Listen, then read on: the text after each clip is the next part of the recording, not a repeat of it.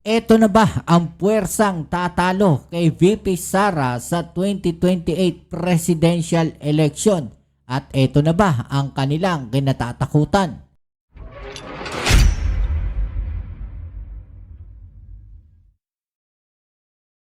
Okay, so welcome back dito sa ating channel dito sa Bobs TV. Okay, so ito pag-usapan natin mga babayan, no, dahil mainit na mainit po ngayon, no, ito pong mga nangyayaring sitwasyon sa ating politika dito sa ating bayan, no. At meron pong actually nakakakilabot po, no, itong mga balita at mga nangyayari ngayon, no, at itong posibleng mangyari para sa 2028. Okay, so yan ang ating aalamin ngayon at pag-uusapan, pero syempre bago ang lahat, please don't forget to subscribe, like, share, at comment dyan sa comment section. Okay, so bago natin pag-usapan itong main topic natin mga babayan, may ipapakita muna ako sa inyong isang video, no? Ito po ay mula dito sa isang page, no? At namumula, sabi dito, namumula sa 2028, sabi dito mga babayan, no? At sa ngayon, nananahimik kami at may mga trabaho o negosyo at pinagmamasdan ang mga maiingay sa social media. May idea ba kayo? Sino yung mga maiingay sa social media? Sa 2028 doon bubuhos at dadagsa ang sanib puwersa ng Gen Z, loyalista, BBM supporters at kakampings para sa 2028 para kay BBM at para sa susunod na Pangulo ng Pilipinas. Okay, so ito mga babayan, no? Sinasabi dito, loyalista, BBM, supporters, kakampings, mga babayan, Gen Z. Okay, so ito ay isang napakalaking puwersa, mga babayan, no, na medyo dapat katakutan, no, netong mga DDS. Okay, bakit kanyo? No, kasi nandito po may mga kakampings, mga babayan, loyalista ng mga Marcos at BBM supporters, at masasabi rin natin na itong mga BBM supporters ay mga loyalista plus mga babayan, no, yung mga bagong supporters ng mga Marcoses o ni BBM, mga babayan, plus ito pong mga kakampings, no, na supporters naman ng dating presidentiable na walang iba kundi si Leni Robredo, mga babayan. At mukhang ito ang kanilang isinusulong sa 2028, no? 2028 Marcos Vice President.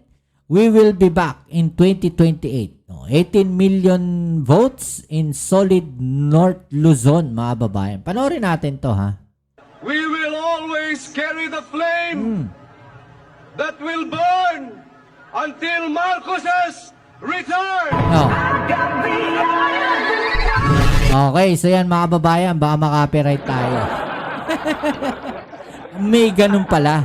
No, so ito pinapakita dito. Actually, di ko pa ito napanood. Kinabahan ako din. Pinapakita dito mga babayan na mukhang mayroong mabubuo, no, na panibagong uniteam.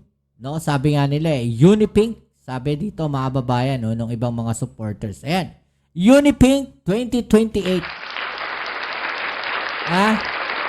At ito pong nagsasalita dito mga babayan ay isang kakamping, no, na kung saan ay sinusuportahan ang ating Pangulong Bongbong Marcos, mga babayan.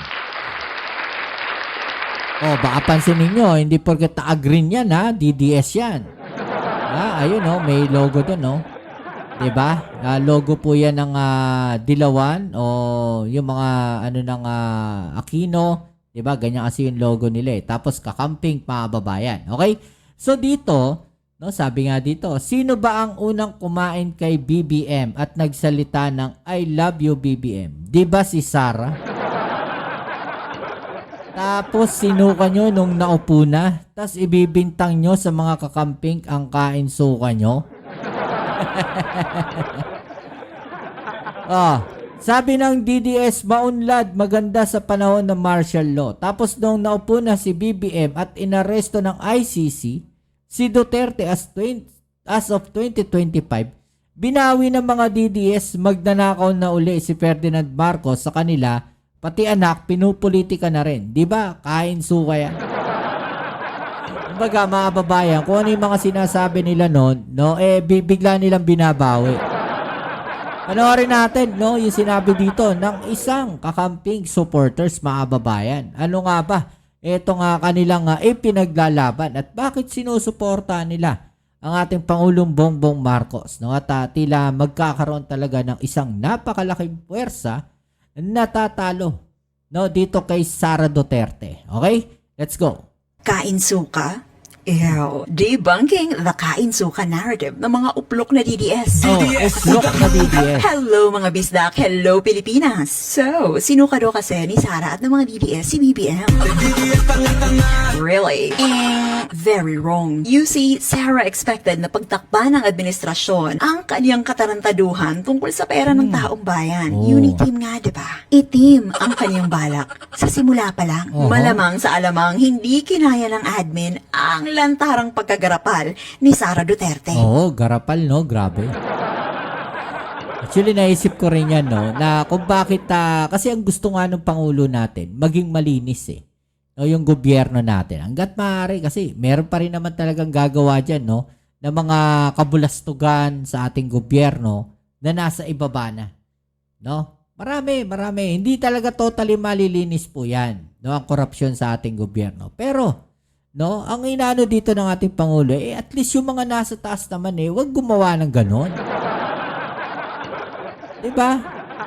Kaya nga kating-katayan si Sara Duterte na maging defense secretary para makamkam ng bonggang-bongga ang confidential funds. Okay, so Pero hindi ito, siya pinagbigyan. At may maidadagdag ako dyan, mga babayan. No, bakit nga ba defense secretary? At bakit kaya hindi pumayag ang ating Pangulo? Tandaan nyo po, matalino si BBM. Ha? Ay, matalino si BBM. Bakit hindi niya binigay ang defense secretary kay VP Sara Duterte? Sa palagay nyo. No, ito debunking lang, no? Baka ano lang to, mga sabihin natin, opinion ko lang. No? Kasi mga babayan, pag sinabi mong defense secretary, hawak mo ang lahat ng kasundaluhan. At isa, mga babayan, ang kasundaluhan sa po pwedeng magpatalsik sa ating Pangulo. At tandaan ninyo, nang bumaligtad po ang mga sundalo noong panahon ng dating Pangulong Ferdinand Marcos Sr., tapos ang usapan. Diba? At yan po siguro yung iniiwasan ng ating Pangulong Bongbong Marcos. Kaya nagtalaga siya ng isang defense secretary na talaga namang mapagkakatiwalaan niya. Diba? Dahil kung si VP Sara, mga babayan, ang iniligay niya dyan, baka may naaamoy na siya noon pa. Or sabihin natin wala siya naaamoy, mga babayan. It's just naging mas ano lang siya. Tawag dito, maingat, no, sa kanyang ginawa. 'Di ba? Naging matalino lang siya sa kanyang naging desisyon dahil, no, hindi natin masasabi kagaya niya biglang nagkagulo, nag-away yung unit. 'Di ba, mga babayan? Kung noon pa lang hawak na ni Sara etong defense, mga babayan, wala na. Baka 1-2 taon pa lang pinapatalsik na yung Pangulo natin. Tuloy natin. dahil lantara na nga ang kanyang panloloko, sige go, imbestigahan nyo yan. Hindi siya pinagtanggol. Sa madaling salita, si Sara Duterte ang sinuka. Kayo, Ibinalig, baga dito, mga babayan, no? In short, itinakwil. Ew naman, sinuka daw. mga DDS ang sinuka. Oo, yung mga DDS ang itinakwil. Diba? Ito, kain suka daw to. Nakipagkamay si Lenny kay BBM. Alangan naman maglaparuhay sila. Apparently, inauguration niya ng sports arena sa Sorsogon and Lenny was invited to welcome the president. And alam niyo ba kung sino ang nag-invite sa kanya? Si Bamboo. Di siya ay para lang sa mayaman. Si Jesus Cudero pala. Ang sabi ni BBM, basahin natin, maaaring may pagkakaiba tayo sa paniniwala sa opinyon, ngunit alam ko na tayo ay pinagbubuklod ng iisang hangarin na maiangat ang antas ng pamumuhay ng bawat isang Pilipino. Ayaw nyo ba ng ganon? Oo nga pala, ayaw ng mga DDS ng ganyan kasi wala naman talaga kayong pakialam sa taong bayan. Tsaka wala talagang yung mga ganyan sa DDS kasi isa lang yung kanilang puon na sinasamba. 'Di ba? Kasi para sa kanila, yun lang yung magaling para sa kanila. Bakit nila susuportahan 'yan? No?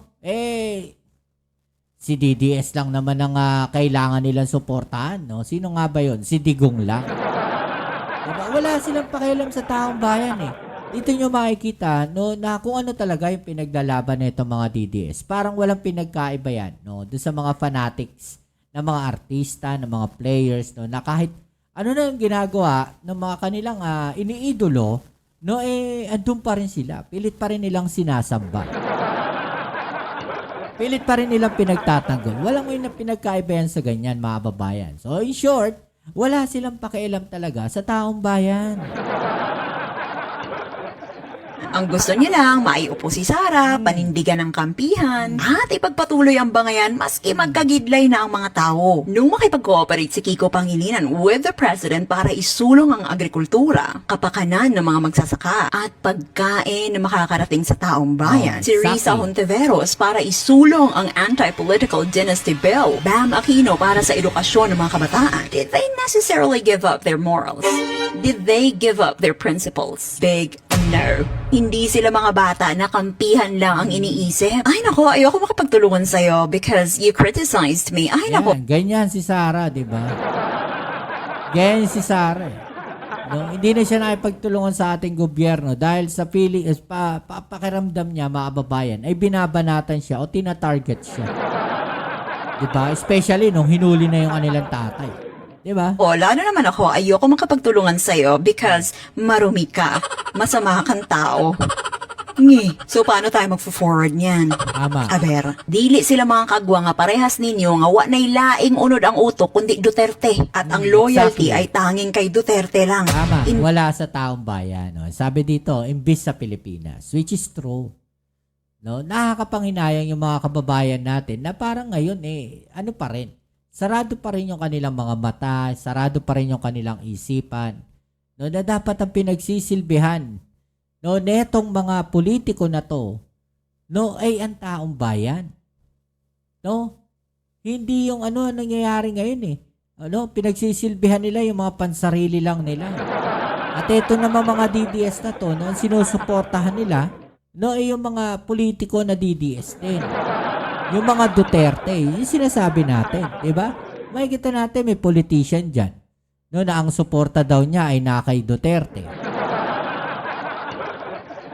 So, in short, hindi taong bayan ang kanilang pinagsisilbihan. Dapat yung mga ganon, mga politician na ganon, na Duterte ang kanilang iniidolo, mga babayan, dapat mag-resign na yung mga yan. Business sa Pilipinas. Setting aside one's pride for the sake of the Filipino people is not giving up on your moral principles. Lalong-lalong hindi kawalan ng moral clarity ang isang tabi ang kulay politika o hidwaan para sa kapakanan ng taong bayan. May tamang lugar sa pagpapanagot at may oras din sa pakikipagtulungan para sa mga mamamayan. Exactly why the kainsukan narrative is wrong from the onset. Let me hear that again. Kayo ang sinuka. Kayong mga DDS ang suka. Okay, siya mga babayan, baka makapiright tayo. Tignan natin. Mga tubol, kayo-kayo lang din ang kumakain ng sarili niyong... Yes, Mga tubol kamuray ni kaon sa inyong kaugalingong suka. Let that sink in. Mwah! Mabuhay ang... Alright, siya mga babayan. Eto pa, baon na natin yung mga DDS sa galit. Ito, Jesus Palsis, mga babayan. Marcoleta promised free electric bills below 2,000. Leviste Solar promised to deliver 12,000 megawatts but didn't. Now, at least for 4-piece families, automatic libre ang unang 50 kilowatts, kakamping ako, but I just love when BBM beats mga DDS. No? Natutuwa raw sila mga babayan kapag natatalo o nadadali ni BBM etong mga DDS na to, no? Eto nga, walang panalo recently ang mga DDS, sabi dito mga babayan. No? Walang panalo recently ang mga DDS. Lagi silang tinatalo ng admin ni BBM at their own game. Sinuka na nga ang mga DDS, nililinis pa ni BBM. Very Machiavellian, mga kababayan. Diba? Yan mas magaan na singil sa kuryente. Automatic na ang registration. Hindi na kailangan mag-apply. 0 to 50 kilowatts libre o 100% diskwento, mga kababayan. Samantalang yung isang senador dyan, yung 2,000 na kuryente na sinasabi niya, hanggang ngayon wala pa rin siya nagagawa. Kung ano-ano yung inaatupag, yung West Philippine Sea, yung flood control na yan, di ba?